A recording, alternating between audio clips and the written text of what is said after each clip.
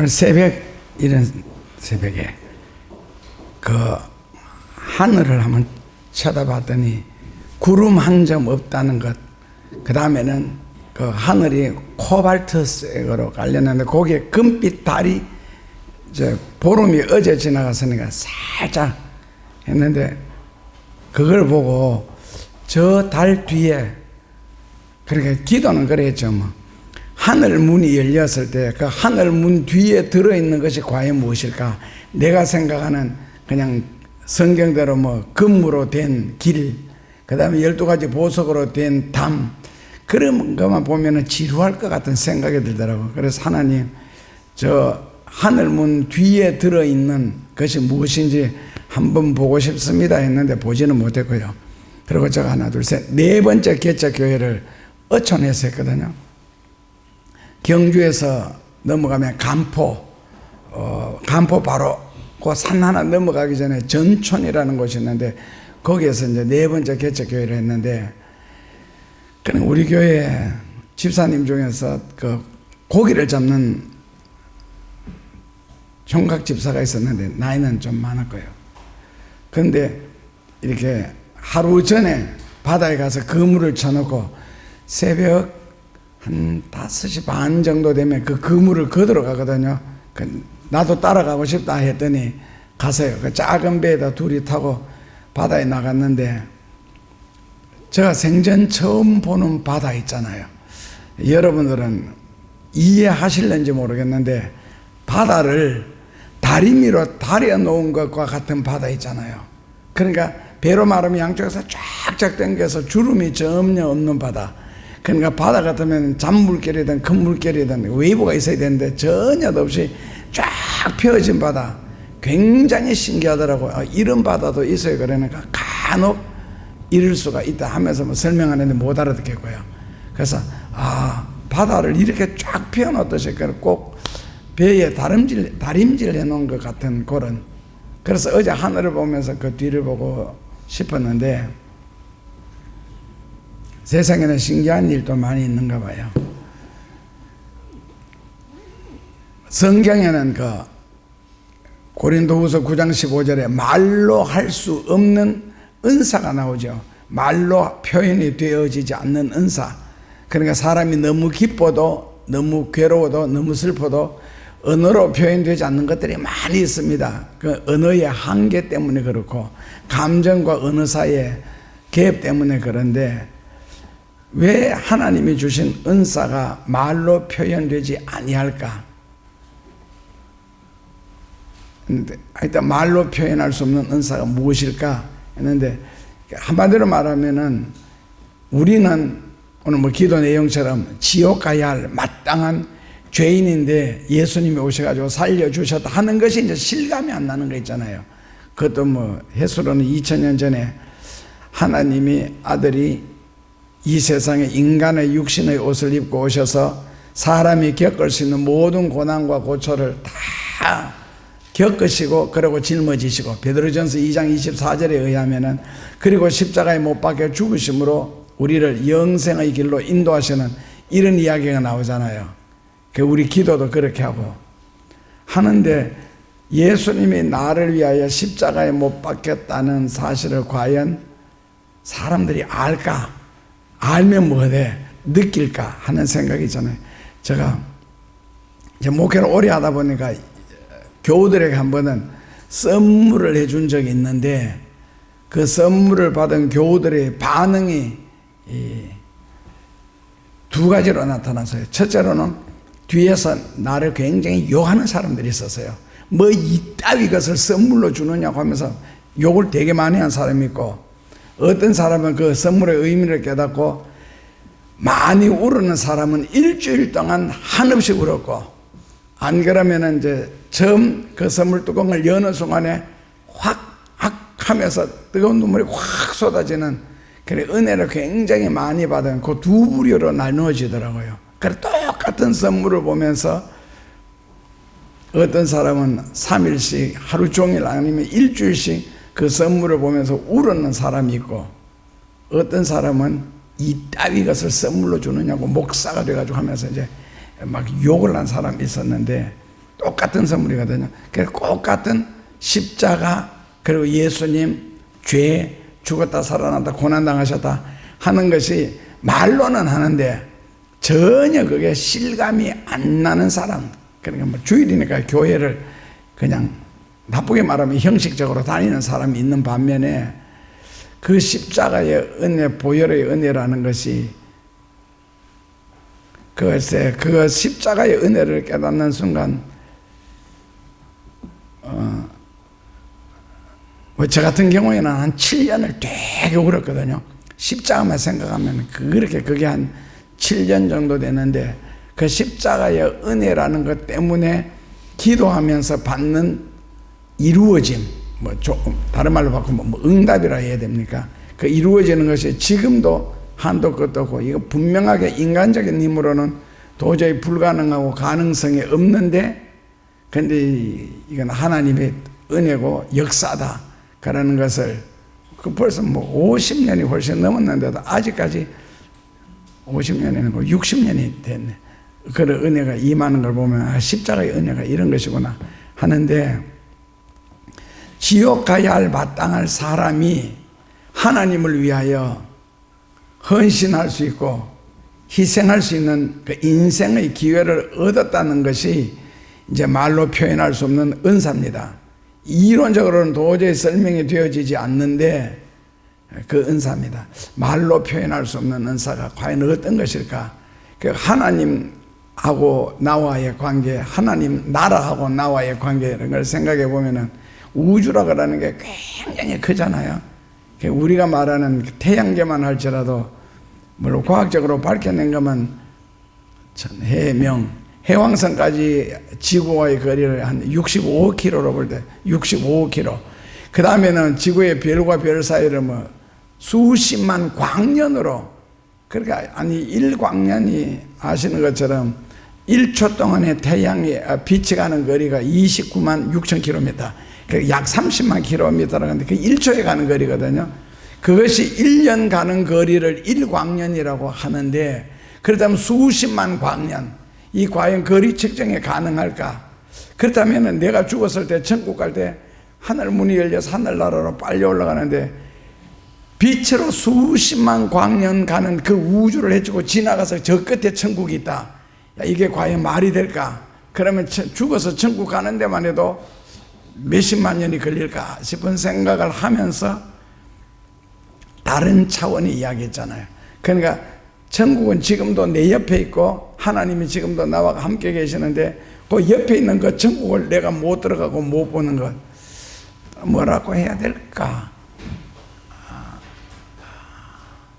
하여튼 예를 들어가 잠수함을 타고 바다 속에 들어갔을 때 바다 속에 들어있는 그 잠수함은 분명하게 바다 한복판에 있는데 바다도 잠수함 속에 들어있는 사람을 못 보고 사람도 바다 속에 있는, 그런 식으로 비유하면 또 이해도 안 될까 싶은 생각이 드는데, 그래서 그러니까 오늘 새벽에는 기도실에서 기도하면서 하나님요, 그러니까 병아리가 달걀 껍질 안에서 톡 하고 깨지면서 머리를 내밀듯이, 그러면 이제 뭐 병아리가 지금까지 집안에 있었는데 이제 새로운 세계가 나타났잖아요. 그러니까 그 무변 광대한 우주 속에 하나님 나라, 그리고 하나님이 바로 지금 옆에 앞에 있는데 그 깨어지지 않는 벽 때문에 못 들어가고 있거든요. 못 보고 있고, 그걸 한번 깨뜨렸으면 어떻겠나 싶은 생각이 들었는데, 그렇게 되었을 때에 병아리가 아래 튀어나오면서 하는 말이 있잖아요.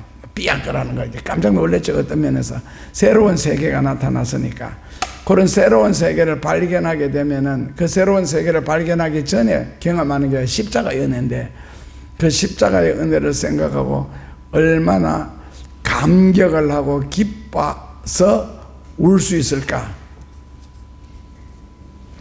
그러니까 글쎄, 그러니까 아직 십자가를 생각하고 통곡을 해보거나 뜨거운 눈물을 흘려본 적이 없는 사람은 아직 십자가 은혜를 모르는 사람이고 체험을 하지 못한 사람. 이 교회를 수십 년 다녀도 그냥 그렇게 다니는, 그냥 몸에 익어서 다니는 것이지 십자가의 은혜를 알고 예수님을 믿을까 싶은 그런 생각이 듭니다. 어쨌든 죄인은 죽으면 지옥 간다. 지옥이라는 것도 이단에서는 지옥이 어디 있느냐 했을 때 땅 속에 있다 그러거든요. 땅 속에 불이잖아요. 그거 아는 방법은 화산 폭발하는 거 보면 모르느냐. 그러니까 땅 지자를 쓰잖아요. 지옥이라는 걸 썼을 때. 그러니까 땅 속에 가두어진 어떤 옥. 그렇다면 차라리 지옥 같으면 땅 속에 들어가기는 뭐 몇만 킬로 안 되는 거 쉬운데, 우주 밖에 지옥이 있고 천국이 있고 이래 생각하니까 이제 너무, 그래서 어쨌든 그것을 발견하든 못하든 우리 인생을 그쪽으로 지금 가고 있는데, 그것을 창조하시는 신을 위하여서 헌신할 수가 있고 섬길 수가 있고 희생할 수가 있고 심지어는 죽을 수가 있다면, 순교할 수 있다면 그거 이상 인간에게 가장 보람 있고 가치 있는 은혜가 있을까?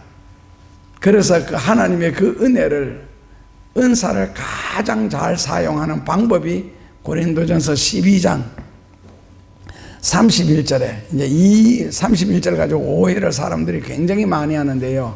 읽어보시면, 너희는 더욱 큰 은사를 사모하라. 내가 또한 제일 좋은 길을 너희에게 보이리라. 그러니까 고린도전서 12장에 은사가 14가지가 나옵니다. 7절부터 11절까지 은사 집중되어 있는 것만 읽는 사람은 12가지 은사라고 하고요. 그리고 뒷부분에 가서 중복되지 않는 은사가 다시 2가지가 더 있습니다. 그래서 14가지 은사가 나오는데, 그 14가지 은사를 말고 31절에 너희는 더욱 큰 은사를 사모하라. 그리고 난 뒤에 13장에 바로 사랑에 관해서 나오잖아요. 그래서 가장 큰 은사가 뭐냐 그럴 때 전부 다 사랑의 은사라 그러는데요. 그는 성경이 이걸 진짜 몰라서 하는 소리입니다. 사랑은 은사가 아닙니다.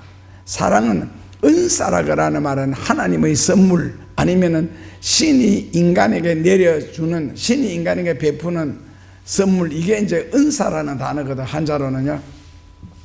그런데 더욱 큰 은사를 사모하라 하시면서 내가 또한 I will show you the most excellent way, 내가 너희에게 보여주겠다.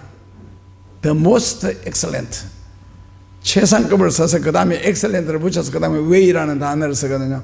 그러니까 고린도전서 12장에 나오는 그 은사들을 가장 잘 최선으로 사용하는 방법을 I will show you, 내가 너희에게 보여주겠다는 거거든요.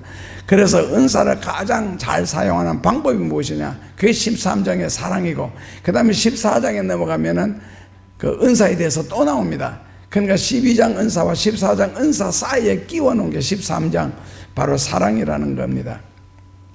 그러니까 사랑은 은사가 아니다. 만약에 사랑이 은사라면은 미움도 은사라야 되고, 그 다음에는 은사라면 은사를 받은 사람이고 못 받은 사람이 있는데, 그럼 사랑이라는 은사를 못 받으면 남 비판하고 욕하고, 그리고 뭐 눈을 흘긴다든지 눈을 빠신다든지, 안 그러면 인격적으로 속으로 미워해도 괜찮네요. 왜? 나는 사랑의 은사를 못 받았으니까.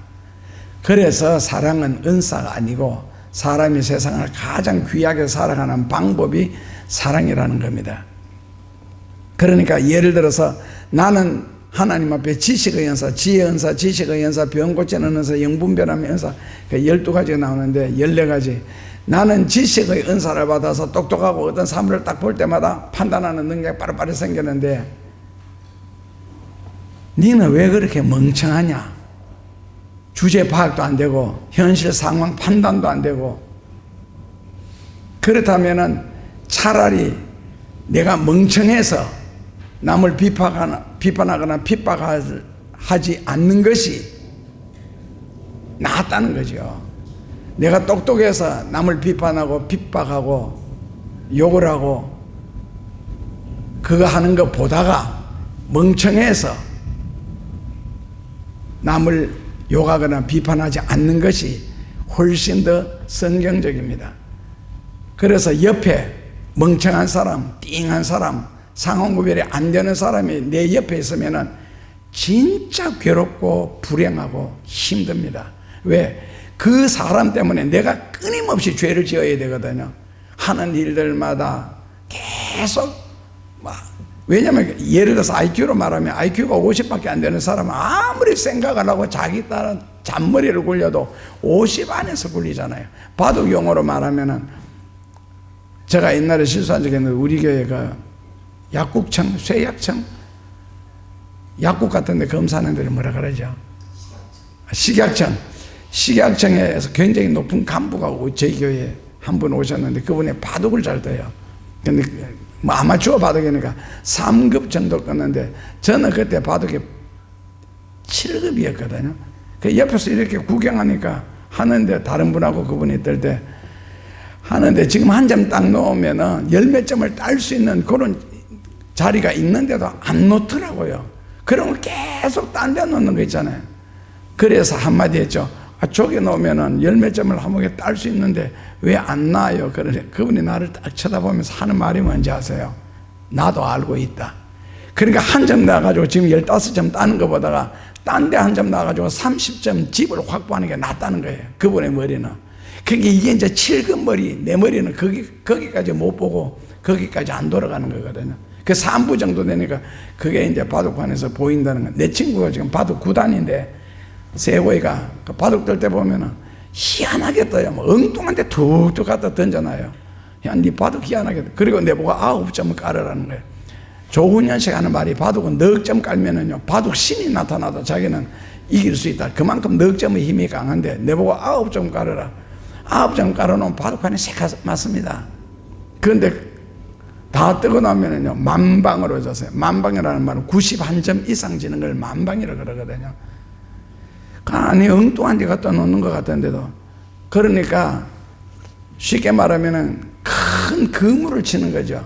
그물 치면 그물 안에 들어와 있는 고기는 자기가 그물 안에 갇혔다는 걸 모릅니다. 근데 나중에 그물을 잡아 당겼을 때 그때서야 살기 위해서 막 바닥 뛰는 것하고 마찬가지. 그게 바둑이라는 거는 그런 거. 그래서 바둑을 비오면서 원장한테 한번 물었죠. 똑같이 당신 하나를 놓고 나도 하나를 놓고 당신 하나를 놓고 나도 하나를 놓고 똑같이 놓는데 왜 내가 지느냐? 그것도 뭐 6점을 놓고도 왜 지느냐? 보통 바둑 기원 원장들 5단 정도 되거든요. 그 물어봤더니 효율성이라는 거예요. 이 바둑 알 하나 놓았을 때 그 알 하나 때문에 앞으로 이 바둑판 전체에서 이 알 하는 역할, 그리고 이 알 때문에 주어지는 유익, 그리고 이 알 때문에 잡을 돌들, 그런 걸 다 생각하고 놓는 게 효율성이라는 거예요.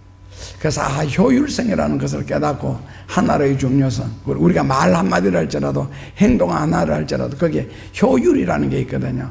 그게 이제 IQ 50이 멍청하면은 그것이 생각이 안 난다는 거지. 그냥 지금 내 기분대로 내 감정대로 그냥 처리하는데 그것이 IQ 50 이하라 그렇다면은 옆에 있는 사람이 굉장히 불행해집니다. 왜? 끊임없이 죄를 지어야 되니까요. 그 사람 때문에 끊임없이 판단해야 되기 때문에 교양이 없고 상식이 없는 사람과 함께 있다는 것 자체가 괴로운 일이죠.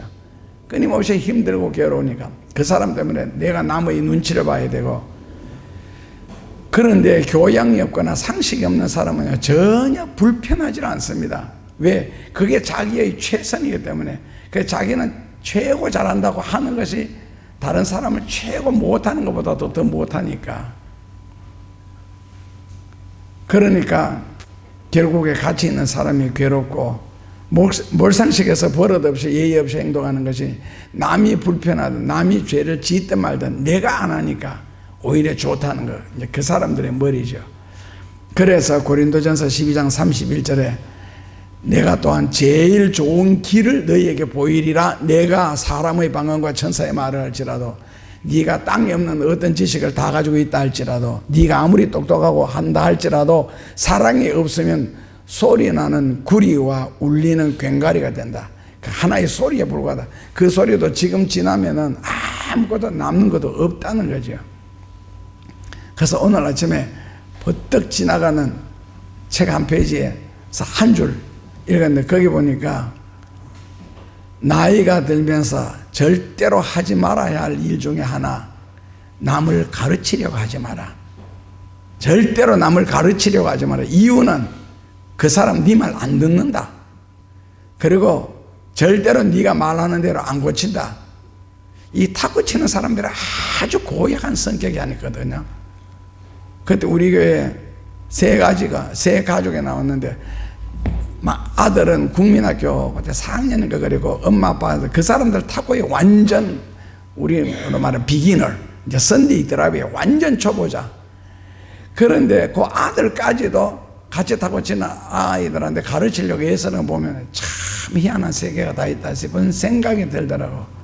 탁구 치는 사람들은요, 예를 들어서 3대1로 억지로 뒤에서 가서 이겨놓고는 딱 이긴 그 순간부터 상대편을 가르치려고 시작하거든요. 그런 아주 못된 습성이 있대. 절대로 남을 가르치지 마라. 왜? 그 사람은 절대로 네 말 안 듣는다. 그리고 가르치는 대로는 절대로 안 한다. 그래서 오늘 그거, 그리고 한 줄 더 있는 것은 하지 마라 그러는 그 인생에 관한 조언인데, 돈 있는 거 절대 자랑하지 마라. 그리고 처자식 자랑하지 마라. 듣는 사람이 괴로울 뿐이다. 내가 자랑하는 동안에 듣는 사람이 괴로울 뿐이다. 그 자랑이 결국엔 자랑이 안 된다는 거거든요. 근데 이제 그런 글들을 오늘 아침에 좀 읽었는데 굉장히 하여튼 우리말로 바꾸면 은혜가 되더라고요. 그러니까 아무리 땅에 없는 지식을 가졌다 할지라도 사람의 방언과 천사의 말을 할지라도 그냥 구리다, 소리다. 그만이잖아요. 딱 소리가 지금 아무런 우리에게 영향을 미치는 것도 없는데 바로 이거라는 거거든요.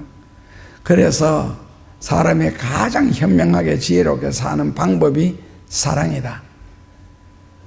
사랑이 없으면은 영어 성경에 보면 you are nothing. 너는 아무것도 아니고 I am nothing. 나도 아무것도 아니다. 사랑이 없으면은. 하나님 앞에서는요. 그러니까 사랑이 없는 희생도 헌신도 아무것도 아니라는 것이죠. 그래서 사도 바울이 I am nothing. 그런 단어를 삽니다. 내가 예언하는 능력이 있고 모든 지식을 알고 산을 옮길 만한 믿음이 있을지라도 사랑이 없으면 너는 아무것도 아니다. 내가 아무것도 아니다. 3절에 내가 내게 있는 모든 것으로 구제하고 재산을 다 바쳐서 구제하고 선교하고 하나님 앞에 드리고 내 몸조차도 불사르게 내어줬다 할지라도 사랑이 없으면 내게 아무런 프로핏이 없느니라. 사랑이 없으면은. 그래서 결국에는 하나님이 만약에 사랑이 없으면은 우리는 어떻게 되겠어요? 그러니까 하나님의 속성이 한 27가지 되는데 그 27가지 하나님의 속성의 대표하는 게 바로 저스티스거든. 공의. 그 첫째로 하나님의 속성은 뭐냐? 공의. 둘째가 뭐냐? 하나님의 속성은 사랑입니다. 그 사랑이 처음이 아니고요. 그 왜 사랑이 나왔느냐? 하나님이 공의를 가지고 인간을 다스리면요, 살아날 사람 아무도 없습니다. 그래서 결국에는 그 사랑으로 말미암아 독생자 예수님을 세상에 보내서 죄인들을 살아날 길을 열어놓는 게 그게 하나님의 사랑이고 바로 예수 그리스도의 십자가의 길이거든요. 그래서 이 사랑이 없으면은 너가 아무것도 아니다. 우리가 아무리 헌신하고 충성하고 뭐 성격 따라 또 헌신하고 충성하는 방법도 다르잖아요. 굉장히 율법적으로 사무적으로 하는 사람도 있고, 그 은혜라든지 감격이라든지 전혀 없이 이건 내가 해야 할 일이다 해서 그렇게 하는 사람도 있고, 그리고 뭐 엽전 두 입 바쳐도 눈물 흘리면서 하는 사람도 있을 것인데, 문제는요, 사랑이 없으면은 그 다 필요 없다는 겁니다. 그러니까 밥 한 그릇 주면서도 그 권사가 내가 아직도 내 설교를 듣더라고요. 지금 벌써 50년이 넘었는데, 우리가 교회에서 그때 시멘트 일을 하면서 하는데 레미콘에 와가지고 시멘트를 들어보니까 청년나라고 그때 교회에 서면서 이걸 빨리 편편하게 만들어야 된다 하는데 그때 해가 졌어. 그러니까 그분이 집사 시절에 교회에서 또 제일 가깝고 하니까 저녁 식사를 자기 집에서 준비할 테니까 식사로 오세요 해서. 근데 우리는 시멘트 지금 안에 들어가 있잖아요. 이거 막 걸어가느라고 한데 한 시간 정도 이상 늦었을 거예요. 그래서 늦게 손 씻고 밥 먹으러 갔는데 그 집사님이 불이 무지하게 많이 났는가 봐. 왜 밥에 놓고 차려놓고 1시간 이상 지났으니까 대접하는 사람 손길은 또 그렇잖아요. 국 다 씻고 뭐 이거저거 다 씻고 마르고 하니까 갔는데 앉았는데 밥그릇을 던져서 던졌는데 이렇게 던진 게 아니고 그냥 방바닥에다가 이렇게 했는데 이 밥그릇에 뚜껑이 옛날에는 덮여 있잖아요. 이게 쪼르륵 돌더니 내 앞에 딱 멈춘 거예요. 그래 밥은 마침 안 쏟겼는데, 그래서 이 말을 내가 가는 데마다 다 했거든. 근데 이분이 그 설교를 들었던가 봐. 그러면서 자기는 밥그릇을 굴린 적도 없고 던진 적도 없다 하면서, 그리고 뭐 서로 헤어져가 지금은 분당 사는데 많이 막 따지고 그러더라고. 자기는 그런 적 없다고. 그러면 밥그릇이 모터가 달렸는가 봐. 지가 알아서 부엌에서. 아니 그런 적도 있었는데, 그때 밥 먹는다는 게 되게 힘드는 거 있잖아요. 싼 거 있잖아요. 사다가다나 대접하는 사람의 그 표정이라는 게 있잖아요. 밥 놓고 숟가락 주면서 먹어라, 그게 먹는 게 아니잖아요. 역시 밥이라 그러는 거는 눈치를 먹어야 되고 사랑으로 먹어야 되는데, 율법적으로 먹으려고 그러니까 굉장히 힘들더라고. 그러니까 성경에서 말하는 인생 전체를 살아가는 사랑은 조미료와 같은 거 아닌가. 결국에는 설명하다 보니까 이제 사랑이 최고가 되어버린 거죠. 그래서 은사를 가장 잘 사용하는 방법, 그것은 바로 13장의 사랑. 그러니까 13장을 12장과 14장 사이에 끼워 넣은 거 있잖아요. 그 주의 일을 하면서도 사랑이 없이 율법적으로 사무적으로 하는 것은 서로가 참 피곤한 일입니다. 딴 사람이 시켜놓으면 생글생글 웃으면서 감사를 할 텐데, 내가 맡았기 때문에 남 손도 대지도 못하고, 그리고 인상은 굳어있고 험해 있고 그렇다면 차라리 안 하고 그냥 복 못 받는 게 낫지. 그런 식으로 한다면 하고 난 뒤에 저주받거든. 성경적으로 볼 때는 그 저주받는 것보다는 복 안 받는 게 낫잖아요.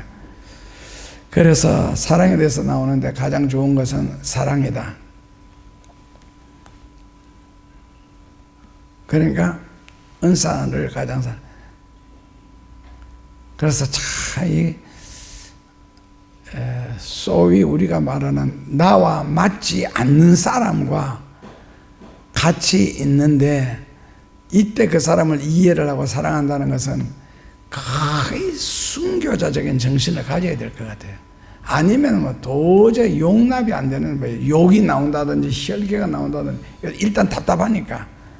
가장 좋은 것은 몽둥이인데, 미친 개한테는 뭐 몽둥이가 약이라 그러거든요. 그러니까 깡패들 중에서도 병 깨가지고 덤비는 녀석들한테는, 우리 교회 그 씨름 선수들 그때 5명 있을 때 목사님적 해결하는 방법 간단합니다. 뭡니까? 그러면 몽둥이 하나만 있으면 해결 다 됩니다. 병깨가 들고 설치는 거예요. 몽둥이 하나만 있으면 해결 다 된대. 미친놈한테는 몽둥이가 약이라고 하면서. 그러니까 유유상종이라는 말이 어떤 면에서 굉장히 좋은 말 같아요. 수준 있는 사람끼리 끼리끼리 모이는 것 있잖아요. 끼리끼리 모이는 거. 그 가치관 같은 것도 마찬가지고, 어떤 사람은 돈 똑이 올라가지고 눈이 반들반들반들어요. 그런 사람하고 같이 있어도 대화하면 굉장히 피곤한 거 있잖아요. 영적으로 세상 것에 꽉 차 있는 사람들, 영적으로 그런 사람 만나고 집에 돌아오면 제일 안 되는 게, 첫째로 기도가 안 돼요. 둘째로 성경을 봐도 뜻이 안 나오고. 그러니까 가치관도 좀 비슷한 사람끼리, 신앙관도 좀 비슷한 사람끼리, 목회자들끼리 만나도 은사 부인하는 목회자들 만나면 머리 되게 아파요. 그런데 대체로 오늘 갈라디아서에서도 나왔는데, 그 부인하는 쪽 있잖아요. 강하게 반발하는 쪽에 보면은 특징이 있어요. 목소리가 커요. 그리고 말하면서 얼굴이 벌게져요. 그래서 잡아먹을 듯이 말해요. 그래서 핍박하는 사람들은 성령으로 난 사람은 한 명도 없다. 갈라디아서에 그런 사람들 전부 다 육신을 따라 났다. 마귀를 따라 태어났다. 그 변화되지 않는 모습으로 다닌다는 거지. 그러니까 목소리가 강한 것 있잖아요. 자기 주장이 강한 사람, 절대로 굽히지 않는 사람. 때로는 대화의 분위기를 바라면서 좀 양보도 해주고, 그 대화의 대상에 누군지에 따라서 자기가 안 맞아도 이해도 되고. 이 훈련 잘 되는 게 바로 이제 유대인들 어릴 때부터 교육 방식이 그런데, 근데 한국은 내하고 의견이 안 맞으면은 무조건 원수라고 생각하고 적이라고 생각하고 죽어야 할 대상으로 생각하거든. 근데 그 자리에서 끝나는 게 아니잖아요. 뒤에서 또 딴 사람을 만나서 욕을 하고 예를 들어서 저 같으면 늘 말을 많이 하는 입장인데, 설교하는 입장인데, 여러분들 설교를 내 설교만 듣다 보니까 그리고 저 설교가 말 빠르고 길고 하다 보니까 내 설교에 100% 여러분들 절대로 동감 못 합니다. 그리고 천사들이 와도 저 설교 전하는 대로 천사들도 못 삽니다. 그리고 특히 생육사가 다르고 사고방식이 다르고 그리고 공부한 내용이 전혀 다른데 어떻게 같겠어요? 안 맞는 거 맞죠. 그리고 사람들은 자기의 IQ, 자기의 지식 수준, 자기의 그 삶의 수준에 맞추어서 설교를 듣지, 조금만 더 위에 이야기 나오면요, 비판을 하든지 욕을 하든지 그 다음에는 안 듣습니다. 안 맞다는 거죠. 자기하고 안 맞아도. 예를 들어서 내가 이야기 한번 해볼게요. 앵무새가 한 마리 있었는데, 앵무새가 어떤 나이 많은 처녀인지 아주머니인지 모르겠는데 그 앵무새한테 말을 한마디 던졌거든요. I want to marry with you. 앵무새한테 난 네하고 결혼하고 싶다. 그러니까 앵무새가 그 아줌마한테 How old are you? 너 몇 살이냐? 하니까 이 아줌마가 I am 32. 나 32살이다. 그러니까 앵무새가 It's a fire 그랬거든요. 우리 반응 없잖아요. 외국에 가서 이 농담 하잖아요. 빵 터져요. 사람들 배꼽 잡고 있거든요. 영어권에 들어가면은요. 그게 이제 안 맞아서 그렇거든요. 그러니까 expire 그라는 말은 한국말로 보면 유통기한이 지났다는 거지. 너가 나이가 너무 많아가지고 너 눈먼 새도 안 쳐다보는데 이걸 앵무새가 해버리니까. 그래서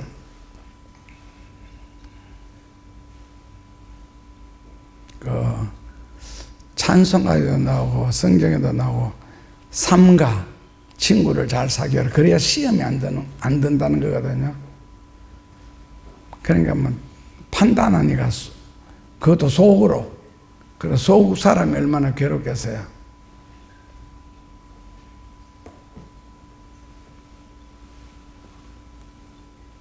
그래서 사랑은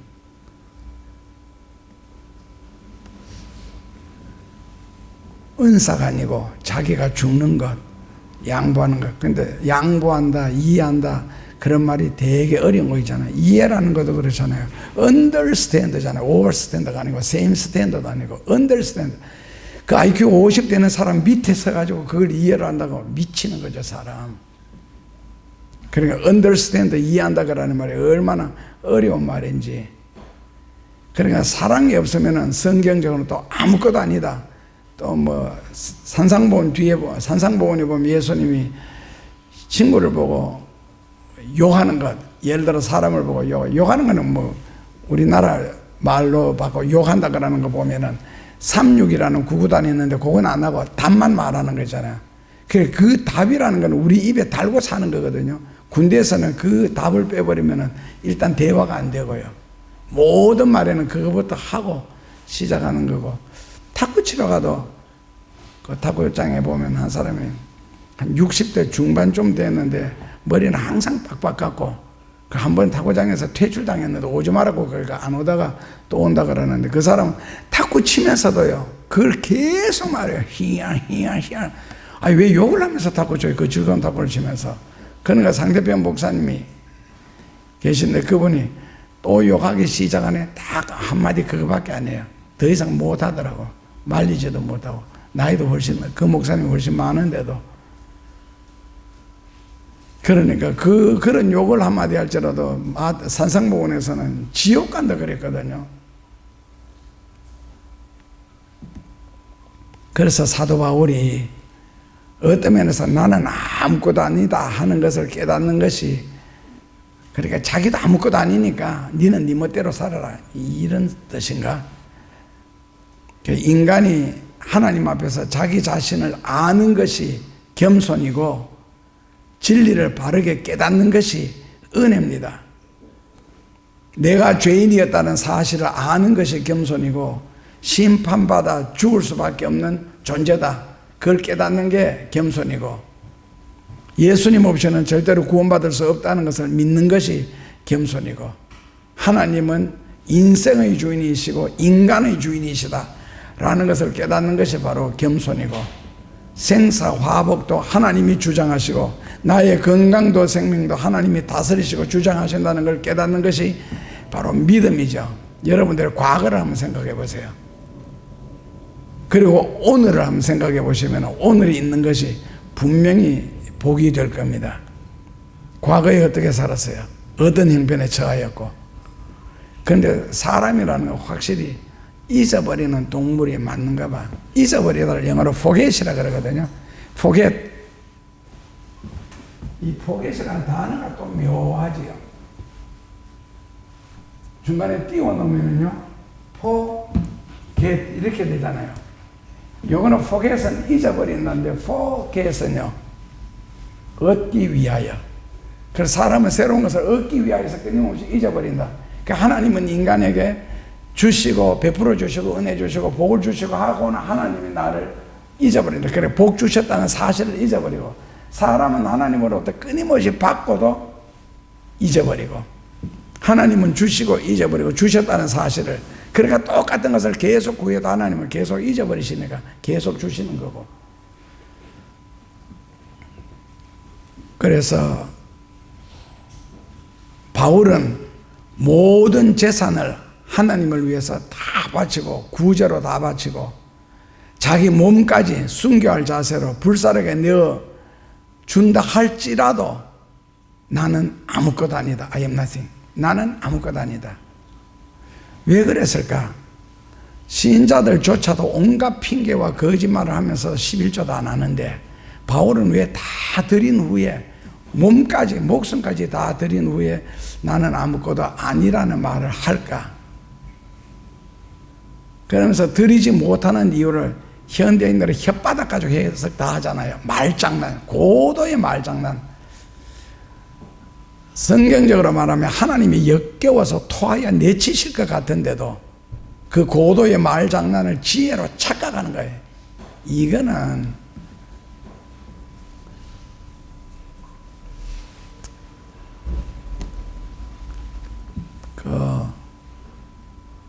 후백제 견훤하고 고려를 나라 이름을 나중에 세 번이나 바꾼 사람인데 그 철퇴 만든 사람이 있잖아요. 그래서 이거는 그렇게 처리를 해야 정신을 차리는가 싶은 생각도 들기도 하고, 바울은 몸으로 신앙을 고백했잖아요. 드릴 수 있는 것은 다 드렸음에도 불구하고 왜 하나님 앞에서 나는 아무것도 아니라는 고백을 할까? 성경적으로는 그것이 이제 참된 신앙 고백인데, 드리는 것에 있어서는 자기 생각, 자기 의견, 자기 자존심, 교만, 이런 것이 겸하여진다면 정말 폐가 망신입니다. 하나님 앞에서 인간은 자랑할 것도 아무것도 없고 내어놓을 것도 아무것도 없고 지금까지 지어온 부끄러운 과거만 가득할 겁니다. 그러게 뭐가 자랑할 것이 있겠어요? 내 몸을 불사르게 내어준다 할지라도 결론은 지옥인데. 그래서 감사함으로, 성경 조건은 사랑함으로, 그게 이제 섬기는 자세고 그게 바로 헌신의 조건이라는 거지. 그래서 하나님 앞에서는 한없이 낮아져야 되고 높일 것이 없지요. 낮아지는 거. 그래서 구약 성경에서는 모든 제물을 바칠 때 죽여서 바쳤죠. 그리고 예수님이 우리를 위하여 달려 돌아가셨다는 것을 믿고 따르는 게 신자고, 그 다음에 우리도 십자가에서 죽은 모습으로 하나님 앞에 드려져야 된다.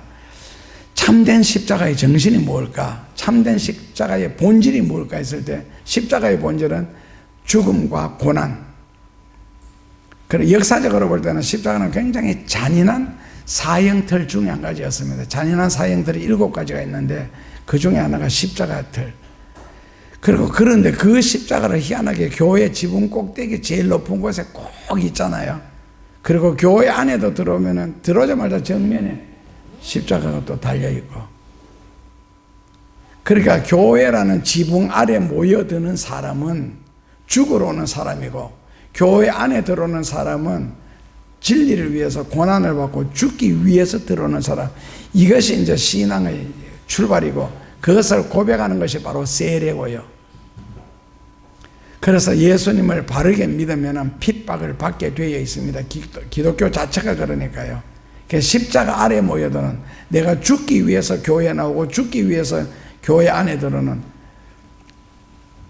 그리고 예수님이 지신 그 십자가를 바라보는. 그러니까 사도 바울이 무슨 죄를 그렇게 지었길래 사람들이 바울을 죽이려고 그렇게 했을까? 예수님이 무슨 나쁜 짓을 했길래 사람들이 그렇게 예수님을 죽이려고 했을까? 결국 그것은 제정신들은 아니고 마귀 새끼들이죠. 악마의 무리들이고. 그러니까 교회에 오는 사람은 뭐라고요? 죽으러 오는 겁니다. 이것이 기독교의 핵심 진리고 참 복음입니다. 믿음이란 말씀 자체가, 믿음이라는 단어 자체가 나는 죽고 예수님이 산다. 로마서 6장 4절에 나오는 나는 죽고 예수님이 사는 것, 이것이 믿음이고 그것이 바로 세례의 뜻입니다. 그리고 모든 삶의 모습 속에서, 언어 속에서 하나님의 영광이라는 큰 타이틀이 붙어 있는데, 거기에 조금이라도 하나님의 영광에 반하는 행동을 하거나 생각을 해서는 절대로 되지 않습니다. 인간으로서. 그래, 우리는 죄인일 뿐이고 죄인은 죽어서 지옥 갈 뿐입니다. 그것을 인식하라는 거죠. 연약한 죽을 죄인. 그래서 이것을 잊게 되면 하나님과 멀어지는 순간이 됩니다. 인간이 조금이라도 자기를 드러내려고 하거나 자기를 나타낸다면 하나님은 등을 지실 겁니다. 그러니까 현대 용어로 바꾸면은 드라마 중에 그런 게 있잖아요. 있을 때 잘해야 하는 거. 이걸 다시 성경 용어로 바꾸면은요, 잘 될 때 조심해, 겸손해 하는 그겁니다. 성경이 우리에게 요구하는 것은. 왜냐하면은 몸에 좋은 약은 입에 쓰다 그러나 입에 좋은 게 몸에 쓰나. 하여튼 이제 발음을 하면 되게 듣기 싫잖아요. 진리를 전하면 되게 듣기 싫고. 왜 듣기 싫어요? 그 몸에 좋기 때문에 그래요. 듣기 싫은 이유가 내한테 유익이 되고 복이 되고. 그래서 몸에 좋은 약이 입에 쓴가 봅니다. 귀에 더 쓰겠죠 뭐. 그런데 그 속에 사는 길이 있고, 그러니까 성경적으로 잠언에 보면 망하는 비결이 있고 흥하는 비결이 있는데, 거기에도 보면 나오고요. 박수 칠 때 떠나라. 영화 제목 되죠. 박수 칠 때 신이 나죠. 미친년 늘 뛰듯이 동서남북 구별 못하고 막 뜁니다. 같이 뜁니다. 그런데 거기에 망함이 있고 죽음이 있습니다. 겸손해라. 하나님 은혜를 잊지 마라. 그 아픈 단어 속에 내가 사는 길이 있고 내가 흥하는 길이 바로 거기에 있습니다. 기도하겠습니다. 예수님, 때로는 진리의 무게 때문에 다윗이 그 무게를 견디지 못하겠다 고백했습니다. 예수님, 그러나 저희들은 소화를 잘 시킴으로 사는 길을 선택하게 하시고 흥하는 길을 선택하게 하여 주옵소서. 스스로 멸망할 길 쪽으로 선택하지 말게 하시고 주의 은혜를 잊지 말고 항상 하나님 앞에 겸손한 자세로 내 몸을 불사르게 내어줄지라도 나는 아무것도 아니라는 사도 바울이 왜 그런 고백을 했을까를 깊이 생각함으로 진리를 깨닫게 하여 주옵소서. 예수님 이름으로 기도합니다.